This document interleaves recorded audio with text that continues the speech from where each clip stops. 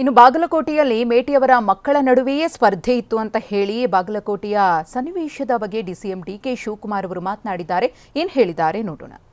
ಎಲ್ಲ ಆಸೆ ಪಡೋದು ಚುನಾವಣೆ ಮುಂಚಿತವಾಗಿ ಈಗ ಮೇಟಿಯವರ ಮಕ್ಕಳಲ್ಲೇ ನಾನು ಮಲ್ಲಿಕಾರ್ಜುನ್ ಕೊಡಬೇಕು ಅಂತ ನನ್ನ ಆಸೆ ಇತ್ತು. ಕೆಲವರು ರೂರಲಲ್ಲಿ ಮಗಳು ಕೇಳಿದ್ರು, ಅವು ಹೆಣ್ಮಗಳು ZP ಪ್ರೆಸಿಡೆಂಟ್ ಇದ್ರು, ಇನ್ನೊಂದು ಹೆಣ್ಮಗಳು ಕೇಳಿದ್ರು, 4 ಜನನು ಕೇಳಿದ್ರು. ಒಂದು ಕುಟುಂಬದಲ್ಲೇ ಆ ರೀತಿ ಆಸೆ ಇರುವಾಗ ಬೇರೆಯವರು ಕೂಡ ಅಪ್ಲೈ ಮಾಡ್ತಾರೆ.